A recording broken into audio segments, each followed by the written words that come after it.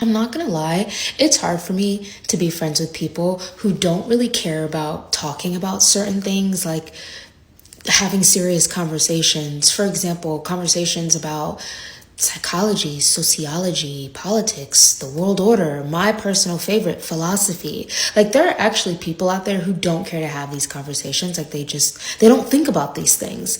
And I don't know, I personally can't deal with that. I have a friend who told me one time, she was like, I love our friendship because we get to talk about these certain topics, and I love picking your brain about certain things and like getting your ideas and hearing your thoughts about certain things. And I'm like, oh my gosh, same. But do you not have other friends you can have these conversations with? And she told me, like, no, a lot of her other friends don't like having these kinds of conversations. And I was just there like, so then what do you guys talk about? Like, what do you talk about? I don't know. Maybe I'm the problem. Let's normalize teaching our mixed babies and those with curly hair how to love and do their hair naturally. What product should they use? How should they style it? How should they comb it? Let's teach them how to do it in its natural state and love it. I know how to do it now in its natural state, and I absolutely love my hair. I don't want anyone touching it with a straightener, with a blow dryer. No, I just want to wear it curly and grow it as long as possible. But I grew up most of my life absolutely hating my hair. I wanted it to be straight. I wanted it to look like a white girl's hair. I wanted it to look different than it is right now because I didn't know how to style it correctly. I grew up putting baby oil in it, pink lotion, just hair gel, and it looked just weird half the time, and it was very inconsistent. And this is no shade to my parents. If they would have known how to do it, they would have fixed it and they would have taught me. But I grew up in the 90s. We didn't have the same information that we have now.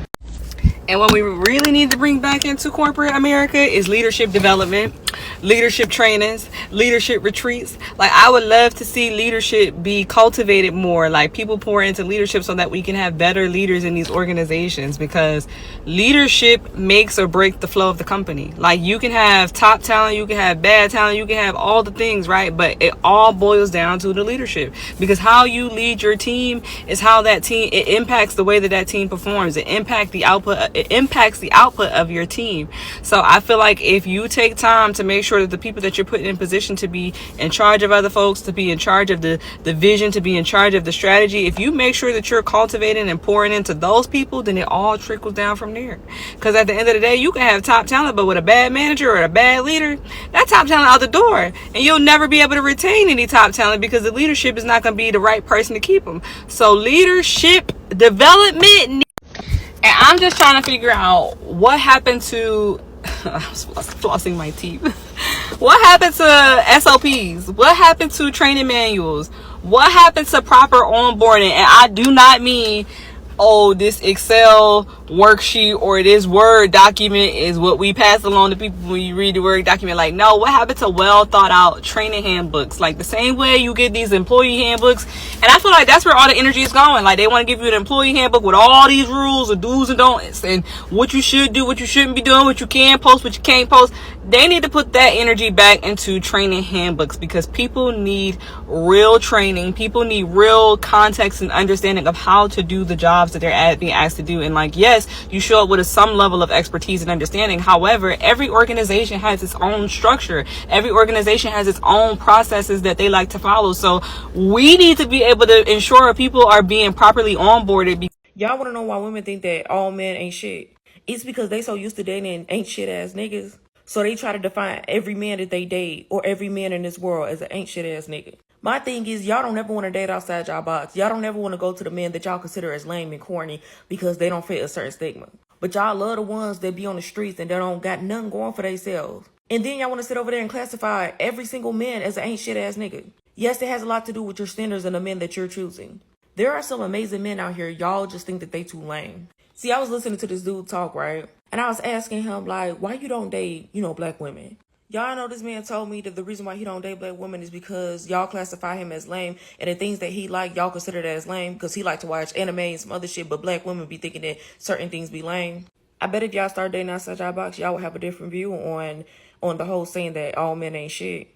Go pick the ones that you ain't used to dating. Baby, I just watched this video of this man that was going on a high-speed chase, and he had his friend in the passenger seat with him. So the whole time, this dude hops on live and is telling everybody, like, man, I don't want to get in trouble. I don't want to go down for this. His friend is sitting in the passenger seat literally crying. His friend was telling him to pull over. He was like, man, I don't want to get in trouble for whatever it is that you're about to get us in trouble for.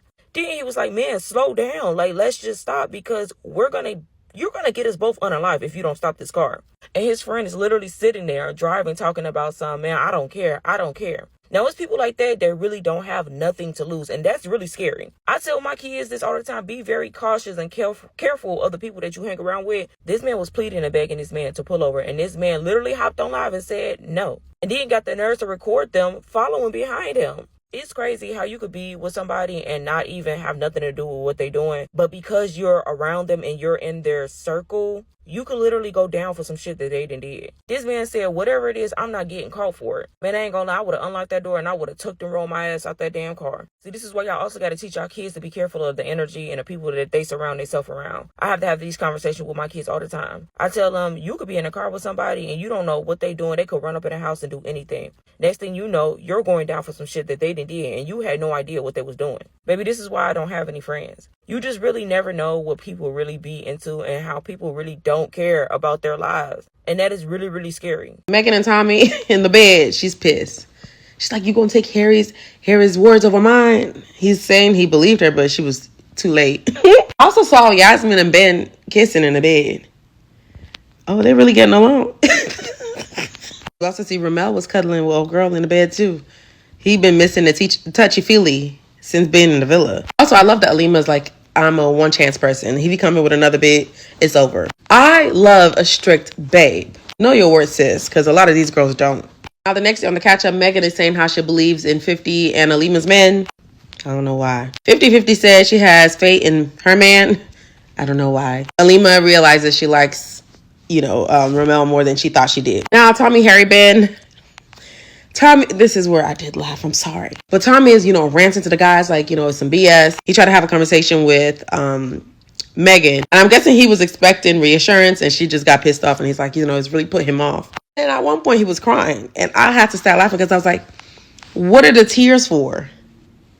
I'm not understanding. And don't give me the whole, oh my God, this is why guys can't be emotional. I support men's emotion, but I just didn't understand this one. So if someone can explain to me, please let me know. Maybe it's just the emotions in the villa because it can be a lot staying in there. But I just didn't understand what the tears was for. That's it. Megan and Harry, they have a conversation again. She's just, trying to figure out why the hell he told Tommy what he did. I respect Harry. It doesn't come often. But I like that he tried to throw Shakira under the bus. What he told Tommy was exactly what Shakira told him. Like, I don't want to even bring Shakira in this. Respect that. Tommy was quick to say, Harry told me, Shakira told him. Damn. Now, Megan and Connor, another place I did smile, go to the terrace to have a little chat. We see Tommy go and reposition himself in the hammock so he can get a better view.